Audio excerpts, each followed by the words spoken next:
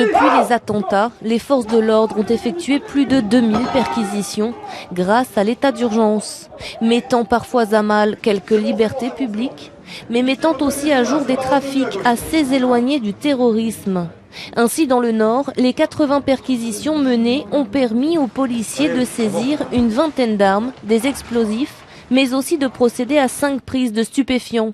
Ces perquisitions amènent la plupart du temps à ce qu'on appelle des incidentes, voilà, des découvertes ou des saisies, dans le cadre souvent de recel, du recel de stupes, du recel de vol, du recel de détention d'armes, etc., etc.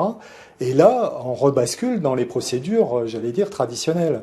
Mais ce policier l'assure, aucune consigne n'a été donnée de profiter de l'état d'urgence pour faire le ménage plus rapidement dans certaines affaires.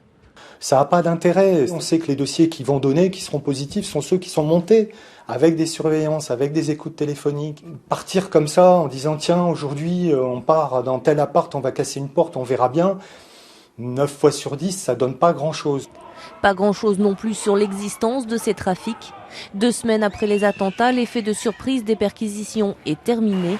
Dealers et trafiquants en tout genre ont eu le temps de s'adapter.